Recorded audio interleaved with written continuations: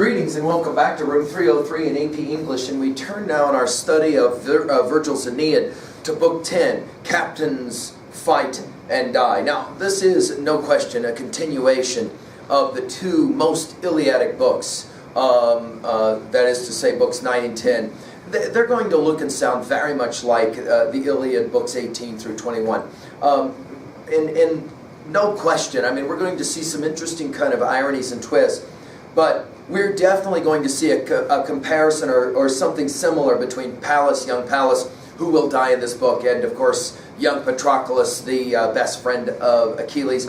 We're going to see something very similar when we look at Achilles and Aeneas. Now, obviously this is going to be darkly ironic because Achilles and Patroclus are both, of course, Greek heroes in Homer's poem. Now, let's go ahead and say this out loud. Several of you commented on this after our last lecture. There is no question that this is clearly a poem of propaganda, celebrating war, celebrating violence. We get some of the most graphic kind of violence. Some of my gamers will say, whoa, this is pretty seriously graphic, the way it describes what the point of a spear or a sword can do to a human body. And yet, I want to remind you that this is powerful poetry in terms of showing the pathetic, the pathos. We'll go back just for a second. The mother of Euryalus, who will watch her son's head on a pike, and the tragedy of that, the way in which she shows such longing to take care of her son, and she cannot. We later, when we do our St. Augustine, who will of course know this poem very, very well, he will have a tribute to his own mother, Monica, who, in Confessions, who will forever have been praying and hoping that her son can be somehow protected. The other thing we're going to point out is that we're going to have a resumption of that motif that we have seen in Homer of when the gods all get in council and have their conversation. And this will remind us as well for biblical readers of the book of Job at the beginning, when you have God in council talking with the Al-Hasatan kind of figure at the beginning of the book of Job. And certainly when we come to Faust, we'll be playing a very similar kind of game there as well.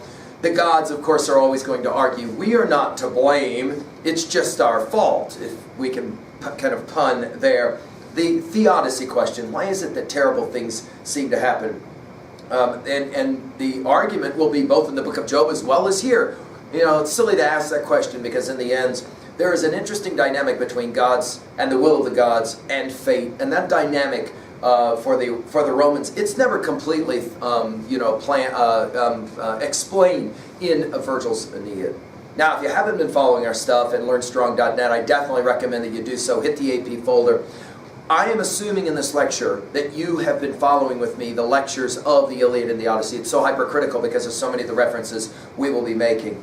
We've as well worked through Aeneid books 1 through 9, and real quickly we can go through those. In book 1, of course, we have Aeneas ending up on Carthage, even though Juno is going to try and do everything in her power to keep him from there. Book 2, we've got the fall of Troy explained to us through a flashback story. In book 3, the story ends for Aeneas by telling us that Anchises, his father, died. In book 4, of course, the terrible tragedy between Aeneas and Dido and his departure. Book 5, in Sicily, the funeral games, and then the women burn the ships, try to burn the ships, and then, of course, the sailing for Italy. We're going to have more about those burnt ships in a bit, by the way. In book 6, we have Aeneas's journey into the underworld. That one's huge, of course, and the history lesson Anchises gives to his boy. In book 7, we have Aeneas with Latinus, and of course Juno through Alecto is going to mess around with Queen Amata as well as with Turnus, because Lavinia, who we never actually get much chance to see in the first 10 books of the Aeneid at all, but she's always there in the shadows. That's really why Turnus is so upset, and why Turnus and Aeneas ultimately have to fight. In book 8, we have Aeneas going to Evander and Pallas. Put an underscore for Pallas because we're going to see his Aristeia, his battle scene here in this book. We have Venus going to Vulcan and asking Vulcan to make a shield and armor for Aeneas. That will be significant because it saves Aeneas' life several times in this book. In book 9, as we've just finished, Turnus's Aristeia begins. Of course, we have the famous death of Nisus and Euryalus, as we were just mentioning, the two best friends, and then of course Euryalus' mother and that tragic lamentation about the loss of her boy. We have Ascanius getting his first kill, and we have Turnus at the end of that book swimming across the Tiber to get away. Of course, we're going to have a whole lot about Turnus, and we're going to have an interesting second exit for Turnus. 2 times in books 9, 10, Turnus is going to escape. And in the second situation, we've got the intervention of the gods, especially Juno. Now, the hope here is that you're reading again on your own and you're using me. Certainly by this point in our study of Iliad, Odyssey, Aeneid, you ought to be able to read this stuff on your own and then come back to consult with me through these comments. Again, our learning theory is that capacity to connect new to old in meaningful ways, especially in our annotative learning theory. At level 1 of our reading, we ask, what does the text say? A summary. Level 2, we ask, what does the text mean? 2A, messages, themes. 2B, we're working here primarily with symbolism and with irony. We're going to see a whole lot of both here. And then finally, at level 3, we ask, how can I relate to this information in some meaningful way? At 3A, we're going to relate it to the Iliad and the Odyssey in our study. We'll do that quite a bit here. And then finally, of course, 3B, how can I relate to this stuff personally, my own views. Now let's do a real quick brief summary, as we've done in all of our prior lectures, of the book, and then we'll get into the actual language of the book. The gods hold a council. Jove will call out both of Venus and Juno to give them opportunities to defend themselves. They have two different views of the exact same things that are happening between the Trojans and the Latins, those Italians. And finally, Jove will say, I'm not going to intervene here. The choice ultimately is to fate. We then have tremendous amounts of fighting and battles and killing. We then shift away to Aeneas is on his way back home with the boats and all the Etruscans that he has convinced to come with him. And the nymph Camodoce will jump into his boat, or up onto his boat, and will speak to him and tell him, all of your ships are gone. That's us, surprise. But it's okay, you need to get back to your son. We have lots of killing, lots of death, and Aeneas will show up. We will have Pallas's Aristeia. He will pray to Hercules before he goes one-on-one with Turnus. It's interesting that Hercules will hear Pallas, but he can't do anything to save him. And Jove will echo some of the exact same lines that his wife Hera will have given to him when Sarpedon was about his own son Sarpedon was about to be killed. Basically, can't save him. And Pallas will in fact die at the hand of Turnus. It will be at this point that Aeneas will become Achilles, in the same way that Achilles became Achilles after Patroclus was killed. Let me just give you one quick example. The first 4 young men that Aeneas comes up against, he doesn't kill them. He rather will capture them so he can sacrifice them. You'll remember that Achilles did this with 12 in book 21 of the Iliad. Here we'll have Aeneas. And this is very unusual because we don't have human sacrifice either in the Greek tradition or in the Roman tradition most of the time. And yet, we certainly will have it occasionally, no question. Then Aeneas is just going to go kind of crazy. He's going to have several moments when men on their knees are begging for their life. We'll think about Achilles and Lycaon in Iliad 21. Mangas he will jack. A priest he will jack, reminding us that Odysseus did the same thing, remember in book 22, line 345. Aeneas is on fire, we are told, very much like the Achilles who steps out on the battlements in Iliad 18, and he's on fire, his head's on fire. Same kind of language. He kills several supplicants, people who are actually begging for their life, just like Achilles does. In other words, he kind of goes nuts, he loses his mind. Juno comes to Jove and asks, can I help save Turnus? And he says, yeah, but it's inevitable that he's going to die. Turnus will die. Then we got this interesting moment. It's a strange story within the middle of book 10 where Juno will make a phantom to look like Aeneas, and he runs away to a ship. Turnus will chase him onto the ship to kill him, and then Juno will cut the rope of the ship, and off the ship sails, and then Turnus realizes he's been fooled. The ship then will sail away, saving Turnus for at least this day of fighting. We then will have Mezentius' turn, and we've heard about this Mezentius. He is a terrible king, a wretched man, and yet he does kind of have a redemptive quality about him in book 10 at the very end. He will fight Aeneas, he will be wounded in the groin. He doesn't die though. And then Mezentius' son, Lazusus, will step up. And Lazusus will say, I will defend my father's name. Aeneas will kill Lazusus, but then he will immediately feel a certain sense of kind of tragic guilt about killing so young of a man. Aeneas then will fight against Mezentius when he realizes that his son is dead. Mezentius and Aeneas will fight. Aeneas will kill Mezentius. However, the final words before he dies are similar to the words of Hector to Achilles. Will you please bury my body correctly? And especially the request is to bury my body next to my son. Again, this book, more than any other book of the 12 of the Aeneid, plays heavily off of the Iliad, especially in its portrayal of the gods and, of course, the fighting warriors as well. Now, let's turn to the lines, and I've said this in every one of these lectures. You guys laugh when I say it, but I wish I could read all of this. This is a very interesting book to read out loud, especially those descriptions of killing, vicious killing. But if you'll think about it, Virgil knew what he was doing. He is celebrating for would-be young warriors, right? The idea that you're going to go into battle and you're going to have to fight, and it is gruesome in battle. Let me give you some portrayals of it. And the idea, I think, is, for Virgil, that if you've seen it, you maybe are not so appalled by it when you see it in real life. Of course, Stephen Crane later, as we studied in our junior year with Red Badge of Courage, Stephen Crane will take a different take entirely on it. You can read all this stuff that celebrates how killing in wartime is so amazing, and yet when you get in the middle of it, as we've said, for example, about remarks on All Quiet on the Western Front, when you're in the middle of it and the devastation of war, there's nothing celebratory about it at all, no matter how much it's been glorified in a poem like the Aeneid. Okay, let's go to work. Book 10 begins actually with the gods, and you get this interesting kind of dynamic where we've seen this before in both the Iliad and the Odyssey, where the gods all get together and then Juno is going to speak, or Jove is going to speak. And he begins at roughly line 7 by saying, "You great gods of the sky, why have you turned against your own resolve? Why do you battle so, such warring hearts? I ordered Italy not to fight with Troy. What's this conflict flouting my command?" In other words, what's going on with these guys fighting? It's weird.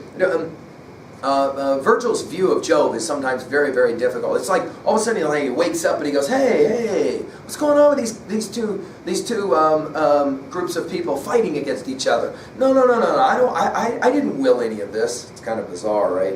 He has to, of course, know that there are reasons why. He is Jove, after all. What terror has driven one or the other side to rush to arms and rouse their enemy's swords? The right time for war will come. By the way, the reading by the Romans, the timing is really powerful here, because, of course, the Romans have just gone through a period of civil strife where, of course, Augustus was fighting against Mark Antony. Of course, before that, we had Julius Caesar against Pompey. And so the Romans understand what is being echoed here by Jove. Why are we fighting? What is going on here? He says it. The right time for war will come. Don't rush it now. One day, when savage Carthage will lose enormous ruin. We think of Hannibal here in the Second Punic War, right? Will ruin down on Roman strongholds, breach and unleash the Alps against their walls. Then is the time to clash in hatred. Then to ravage each other. Be at peace for now, spirits high. Consent to the pact I decree. Venus immediately steps up, and she basically says, "You know what, this is tragic. It's Troy all over again," she says. "Empire stirs me no longer now," at line 51. "That was our hope while fortune still smiled. Now let those win out, the ones you want to win. If there is no patch of earth, that your ruthless queen," you can imagine she's pointing at Juno, "could grant the Trojans now, I beg you, Father, by the smoking wreck of Troy, let Aeneas have safe passage out of battle, spare my grandson's life." So she asks, Aeneas, "Will at least let me spare my grandson's life?" She says, "As for Aeneas, let the man be tossed on strange new seas, follow the course where fortune leads the way. Just give me the strength to shield my grandson, bear him quite unscathed from the raw clash of arms. Why, I have Amantius Patis' heights, and Cythera too."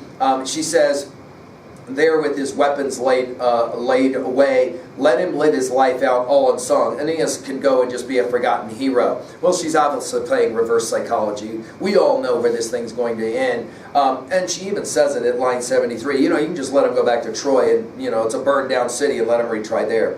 Juno will loose then her fury on the other side. She will say at line 80, "How could anyone, man or god, force your Aeneas to pitch on war to harry King Latinus as his foe?" So he sought out Italy after the fates' command. The fates, Cassandra's ravings spurred him on. Did I press him to leave his camp or cast his life to the winds, to trust his walls, the whole command of the battle to a boy, to disrupt the Tuscans' faith and flame a peaceful people? Juno says, this is not me. Of course, we know that much of it is her, right?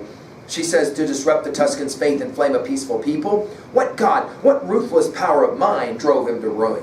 Where's Juno in this? Or Iris is sped from the clouds? We, of course, know that, in fact, Juno has done all of these things. She says that the Trojans are the false one. It's a crime, she said, and they're the ones who propagated it. She says, is it I who try to overwhelm the roots up from your sinking Prythian state? Not I. Wasn't it he who exposed your wretched Trojans to the Greeks? What inspired Europe and Asia to surge up in arms, underhandedly break the bonds of friendship?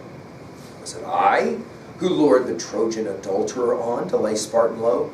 Notice, we are back to the judgment of Paris. Again, one more time, Virgil will say, all of this carnage is because Paris will take the offer from Venus, from Aphrodite. And therefore, Juno will say, it's all your fault. And again, notice, it always seems to go back to Helen, doesn't it? Or I who equipped the man with weapons, fanned the flames of war with lust? You should have feared for your chosen people then. It's too late now for rising up with your groundless accusations, flinging empty slander in my face. We're told the gods, interestingly, they're not sure which way to go on this one. Finally, Jove will settle it, and he says at line 127, so then, take what I say to heart and stamp it in your minds. Since it's not allowed that Latins and Trojans join in pacts of peace, there is no end to your eternal clashes. Now, whatever the luck of each man today, and whatever hope he follows, Trojan or Italian, I make no choice between them. Whether Italy's happy fate lay siege to the camp or the Trojans' folly, the deadly prophecies they follow. Nor do I exempt the Italians. How each man, and then it's interesting, he uses the verb from the Odyssey, weaves. How each man weaves his web will bring him to glory or to grief. King Jupiter is the king to all alike. The fates will find the way. In other words, he seems to kind of nod. And in the same way that Zeus nodded at the end of Book 1 of the Iliad, here we will have Jove nodding. All of Olympus recognizes that the great debate had closed. And then at line 150, we began the battle again, resuming. We have a list of Trojans. We have lots of boulder throwing that happens. We have all kinds of killing that's going on. Meanwhile, we have Aeneas, who at line 180 is first with King Tarchon, who is the king of that Evander will have recommended, the Etruscans' king. They all set sail together, and there they go off back towards Ascanius and, of course, the Trojan troops.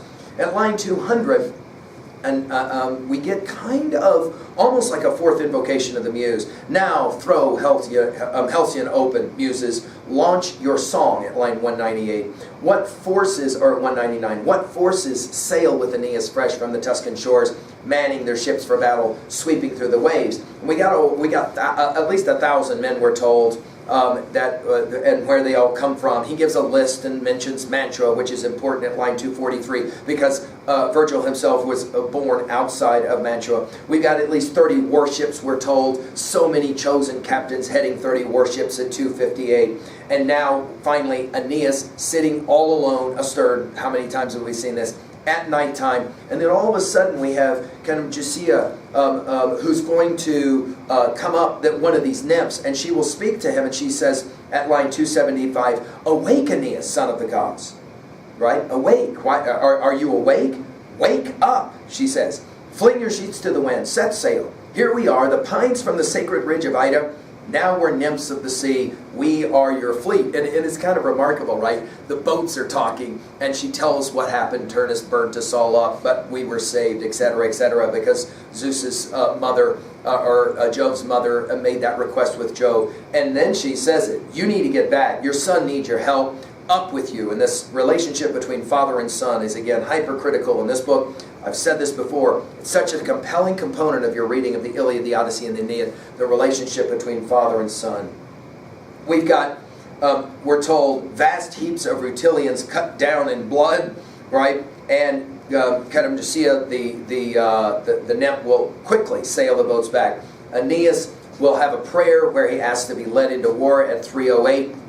And then we are told that Aeneas arrives, very much like Achilles with his head on fire, right when he steps out at the ramparts in Iliad 18, line 250. We have Aeneas as well, on fire at 3:25. Aeneas' helmet, flames are leaping forth, and a deadly blaze comes pouring from his crest as he steps from his, as his ships come in. The dauntless Turnus, we're told at line 330, he is very excited for this contest. He even says it. Let's hurry down to the shore at right before line 340. He says, they're dazed, they're just debarked, they've got no land legs yet, fortune speeds the boat, let's go. But we're told that Turnus is a bit torn. Who will he trust to besiege the embattled walls? Aeneas' men will land, Tarchon's ship will get jacked, and several men will drown at line 360, and Turnus will begin the fighting at the beach. All of Aeneas' kills are then listed at line 380, for example. I'll just give you one hint of this. I wish I could read all this, I just can't. Here's Pharos, watch, hurling his hollow threats at Aeneas, hurls his javelin, stakes it square in the man's howling mouth. We've seen this before, the open mouth and the spear jacking him. Aeneas will call for more weapons at 391 and 392, and then we begin a series of a lot of different kills. We've got seesawing, struggling at line 419. Trojans and Latins struggling to rout each other, seesawing back and forth. That tug of war that we saw in the Iliad now becomes a seesaw, and they fight it out on Italy's very doorstep. And then we get an interesting simile. Clashing winds in the vast heavens, bursting forth into battle, matched in spirit and power. No gusts surrendering one to another, neither the winds nor clouds nor seas. The Rutulians against the Trojans. All hangs in the balance, the world gripped in a deadlock. So they clash. The Trojan armies of Latins, foot dug in against foot, man packed against man. At this point now we get ready for palaces.